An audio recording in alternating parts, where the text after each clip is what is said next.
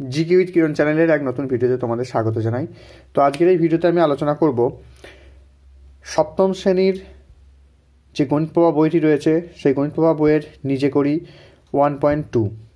তোমরা তোমাদের বইয়ের 7 পাতা খুলবে এবং সেখানকার অঙ্কগুলি আমি সলভ করছি। এর আগে অধ্যায়গুলি আমি এই আমার চ্যানেলের আপলোড করা হয়ে গিয়েছে, তো সেইগুলো তোমরা যদি চাও তাহলে দেখে নিতে পারো। আমার ডেসক্রিপশন বক্সে লিঙ্ক পেয়ে যাবে, সেখান থেকে তোমরা দেখে নিতে পারো, বা তোমরা প্লে লিস্টে গিয়ে তোমরা সেই ভিডিওগুলো দেখে নিতে পারো। চলো আজকে শুরু করছি নিজে করি 1.2।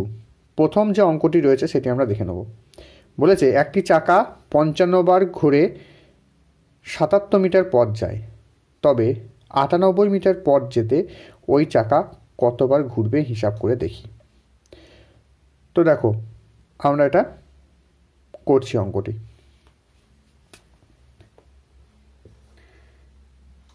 নিজে করি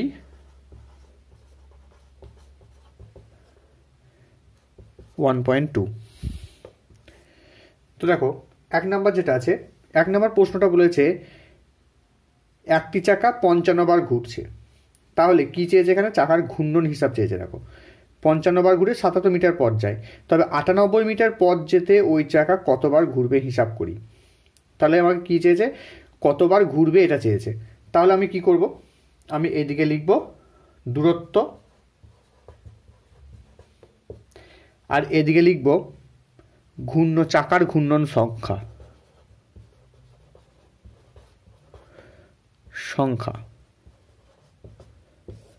ঠিক আছে, তো দেখো কতবার ঘুরছে চাকাটি ঘুরবে 77 মিটার পথ যেতে ঘুরছে 55 বার। তাহলে 98 মিটার পথ যেতে কতবার ঘুরবে?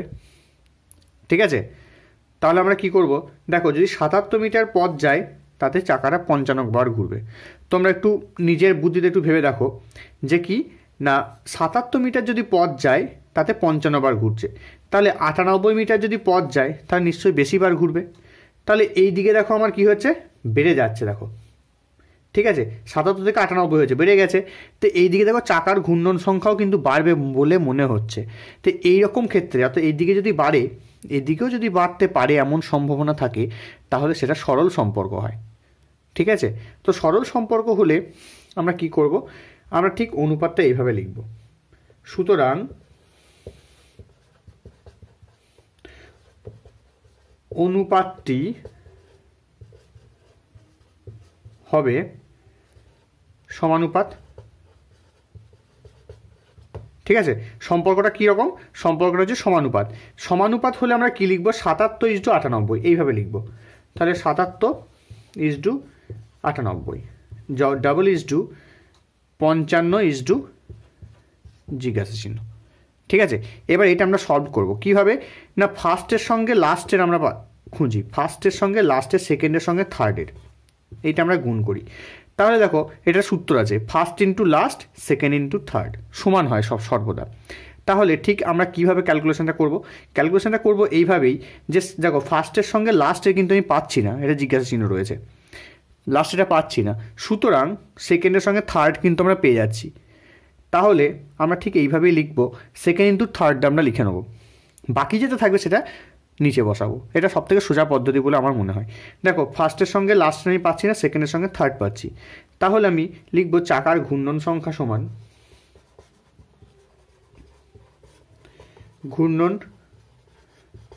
সমান আমরা ঠিক এইভাবে লিখব, ফার্স্টের সঙ্গে লাস্ট পাচ্ছি না, সেকেন্ডের সঙ্গে থার্ড পাচ্ছি, যেটা পাচ্ছি সেটা আমরা লিখব। তাহলে 98 গুণ চিহ্ন 55, বাকি কি আছে? বাকি 77টাকে তোমরা নিচে বসিয়ে দাও। কীভাবে কাটাকুটি যাবে? 11 5 55, 11 7 77, 7 দিয়ে কেটে দাও, 7 1 7, 7 4 28, তাই 14 5 কত? 14 5 হচ্ছে 70 বার। উত্তর আসবে 70 বার, চাকার ঘূর্ণন সংখ্যা হবে 70 বার। এবার আমরা 2 নম্বর অঙ্কটা দেখব। 2 নম্বর অঙ্কটি বলেছে দীপ্তার্ঘ প্রত্যেক সপ্তাহে একদিন সাঁতার শিখতে যায়, 364 দিনে সে মোট কতদিন সাঁতার শিখতে যায় হিসাব করে দেখি। তো এই অঙ্কটা আমরা করছি, তোমরা দেখো। তো দেখো অঙ্কটা আমরা কীভাবে করব। অঙ্কটা করব এইদিকে লিখবো আমরা প্রত্যেক সপ্তাহে, অর্থাৎ সপ্তাহের সংখ্যাটা আমরা প্রথমে লিখব, অর্থাৎ দিন সংখ্যা। ঠিক আছে, এইদিকে দিন সংখ্যা লিখছি, এইদিকে দিন সংখ্যা, এইদিকে হচ্ছে সাঁতার কাটতে যাওয়ার সংখ্যা।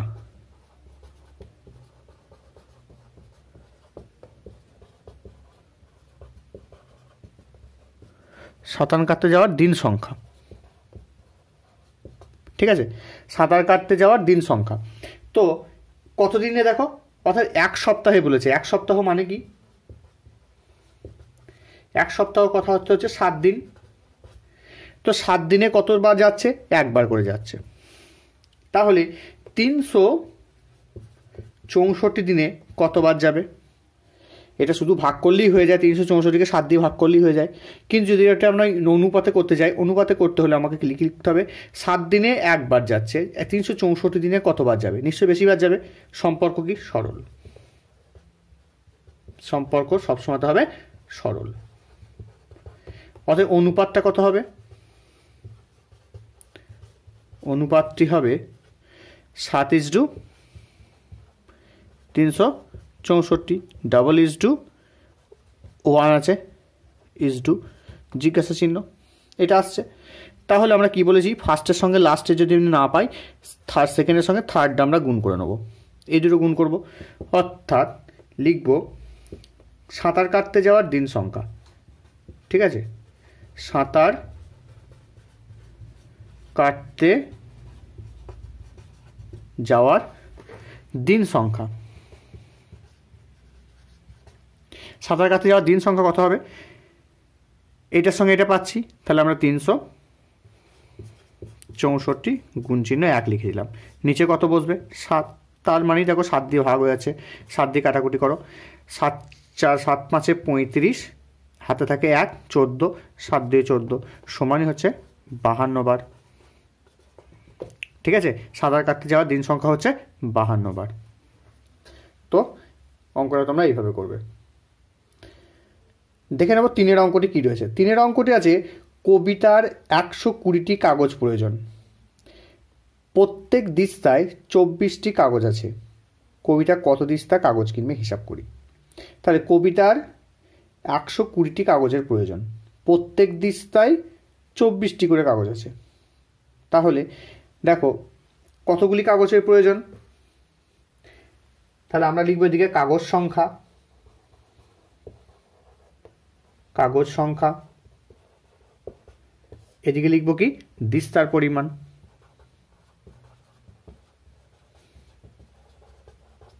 ঠিক আছে, কাগজ সংখ্যা, দিস্তা পরিমাণ। কাগজ সংখ্যা কিসে আছে, টিতে আছে, দিস্তার পরিমাণও টিতে আছে। তো এক্ষেত্রে দেখো কি করব, আমরা জানি 24টি কাগজ আছে বলেছে, প্রত্যেক দিস্তায় 24টি কাগজ। তাই 24টি কাগজ থাকলে দিস্তার পরিমাণ কটি, 1টি। কতগুলি কাগজের প্রয়োজন আছে, 120টি কাগজ লাগবে, কবিতার 120টি কাগজ লাগবে। তাহলে দিস্তার পরিমাণ কত হবে, এটাও দেখো মনে হচ্ছে দেখো সরল সম্পর্ক এটাও, কারণ 24টি যদি কাগজ থাকে সেটা 1 দিস্তা হয়, 120টি কাগজ থাকলে কত দিস্তা হবে, নিশ্চয়ই বাড়বে। সম্পর্ক সরল, তাহলে আমরা লিখব সম্পর্ক সরল। তাহলে সম্পর্ক সরল হলে অনুপাতটা কত হবে,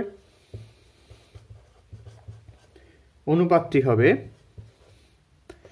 এইভাবে লিখব 24:120, 120, ডবল ইজটু 1 ইজটু জিজ্ঞাসা চিহ্ন। এটাও তাই একইভাবে প্রসেসে করব, ফার্স্ট ইন্টু লাস্ট পাচ্ছি না, সেকেন্ড ইন্টু থার্ড পাচ্ছি, তাহলে এই দুটো পেয়ে যাচ্ছি। তাহলে আমরা লিখব দিস্তার পরিমাণ সংখ্যা,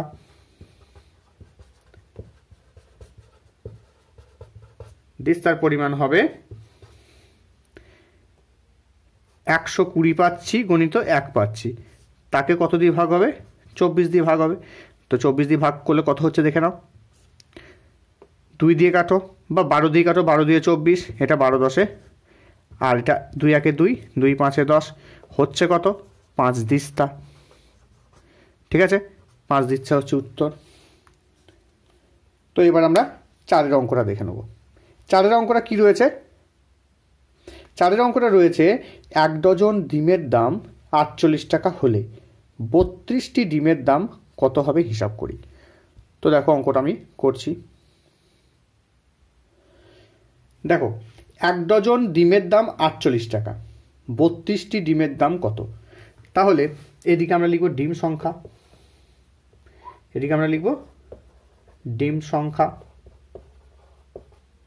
ডিম সংখ্যা আমরা টিতে করে নেব ডিম সংখ্যাটা। এদিকে দাম লিখে নেব, দাম সমান কিসে আছে? দাম আছে টাকাতে আছে, ঠিক আছে। ডিমের সংখ্যা কত? 1 ডজন, 1 ডজন মানে কতগুলি? 12টি, এটা আমরা জানি। তাহলে 12টি ডিমের দাম কত বলেছে? 48 টাকা। সেখানে আমার কটা ডিম লাগবে বলেছে?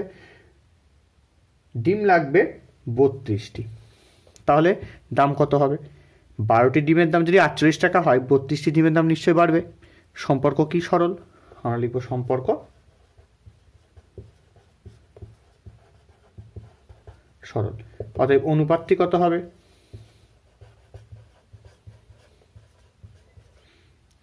12:32 48 জিজ্ঞাসা চিহ্ন, ঠিক আছে। তাহলে দেখো আমরা এটাও ঠিক একই প্রসেসে করছি, ফার্স্ট ইন্টু লাস্ট পাচ্ছি না, সেকেন্ড ইন্টু থার্ড আমরা কিন্তু পেয়ে আছি। তাহলে এই দুটো গুণ হবে, ব্যাস। তাহলে লিখব নির্ণেয় দাম সমান, দাম সমান কত হবে? এই 32 গুণ চিহ্ন 48, তার নিচে বসবে কত? 12, 12 একে 12, 12 4 48, 32কে 4 দিয়ে গুণ করলে 4 2 8 আর 4 3 12, 128 টাকা, ঠিক আছে। তাহলে উত্তর হচ্ছে 128 টাকা। এটা এইভাবে করবে তোমরা অঙ্কটা। দেখে নেব 5 অঙ্কটি কি রয়েছে। বলেছে প্রতিদিন 5 ঘন্টা কাজ করলে 30 দিনে একটি কাজ শেষ করা যায়। প্রতিদিন 6 ঘন্টা কাজ করলে কত দিনে সেই কাজটি শেষ করা যাবে? তাহলে দৈনিক কাজের পরিমাণ আর কতদিন সময় লাগছে এইটা আমাকে লিখতে হবে। তাহলে লিখব দৈনিক কাজের পরিমাণ। 5 অঙ্কটা আমরা কীভাবে লিখব? লিখব দৈনিক কাজের পরিমাণ, দৈনিক কাজের পরিমাণ। আর এদিকে লিখব কতদিন সময় লাগছে, সময় কিসে আছে? দিন। দৈনিক কাজের পরিমাণ কি আছে? ঘন্টা, ঠিক আছে। এটা আমরা লিখে নিলাম। কি বলেছে দেখো, 5 ঘন্টা করে যদি কাজ করে প্রতিদিন, তাহলে কাজটা শেষ করতে মনে করো 30 দিন সময় লাগছে। তো সেক্ষেত্রে আমরা যদি বাড়িয়ে দিই, 6 ঘন্টা করে যদি কাজ করি, তাহলে নিশ্চয়ই কম দিন সময় লাগবে, তাই তো? কারণ দেখো একটা লোক যদি প্রত্যেক দিন 5 ঘন্টা করে কাজ করে, তাহলে সে কিন্তু 30 দিনে কাজটা করতে পারছে। সে বলল যে না কি আমি আরও বেশি করে কাজ করব, প্রত্যেক দিন 6 ঘন্টা করে কাজ করব, তাহলে সেক্ষেত্রে সময় নিশ্চয়ই বেশি লাগবে। তুমি যদি মনে করো প্রত্যেক দিন 5টা করে অঙ্ক করো, দিয়ে গোটা বইয়ের অঙ্ক শেষ করতে তোমার 30 দিন সময় লাগলো। তুমি যদি প্রত্যেক দিন বললে আমি 5 ঘন্টা করে করব না, 6 ঘন্টা করে কাজ করব, তাহলে 6 ঘন্টা করে তুমি অঙ্ক করবে মনে করো, তাহলে তোমার সেই 30 দিনের পরিবর্তে নিশ্চয়ই কমে যাবে। এক্ষেত্রে দেখো সম্পর্কটা কী হচ্ছে, এদিকে যেই তুমি টাইম বাড়াবে, অর্থাৎ ঘন্টা, দৈনিক কাজের পরিমাণ বা দৈনিক যদি শ্রমের পরিমাণ যদি তুমি বাড়াও, তাহলে কিন্তু সময় কিন্তু কম লাগবে। তো এক্ষেত্রে সম্পর্ক কিন্তু সবসময় ব্যস্ত। তাহলে আমি কি লিখব? দৈনিক কাজের পরিমাণের সঙ্গে সময়ের সম্পর্ক কি? ব্যস্ত। তাহলে লিখবো আমরা সম্পর্ক ব্যস্ত। ব্যস্ত হলে আমরা যেমন সরল অনুপাতে কী করছিলাম 5:6, ব্যস্ত অনুপাতে ঠিক আর উল্টোটা করবো 6:5। তাহলে অনুপাতটি কী লিখব? অনুপাতটি হবে 6:5, 30:30 জিজ্ঞাসা চিহ্ন হয়েছে। তো এই ক্ষেত্রেও ঠিক আমরা ওইভাবেই করবো, first into last, second into third, এই সূত্র। তো ফার্স্টের সঙ্গে লাস্টে পাচ্ছি না, সেকেন্ডের সঙ্গে থার্ডে পাচ্ছি, তো সেকেন্ডের সঙ্গে থার্ড আমরা লিখে নিচ্ছি। তাই নির্ণেয় সময় সমান, নির্ণেয় সময় সমান কি লিখব? 5-এর সঙ্গে 30 পাচ্ছি, 5 গুণ চিহ্ন 30, তার নিচে 6টা বসে যাবে যেটা বাকি আছে, 6 5 30 সময় কত লাগবে? 25 দিন। ঠিক আছে, নির্ণয় সময় লাগছে 25 দিন। কাজটি তাহলে 25 দিনে কিন্তু শেষ হবে। তো আজকে আমরা 5টি অঙ্ক সলভ করলাম। এর পরবর্তী ভিডিওতে আমরা 6 নাম্বার অঙ্ক থেকে সলভ করব। তো আজকে একার মতো এখানেই। Tata, good bye. দেখা হচ্ছে পরবর্তী ভিডিওতে।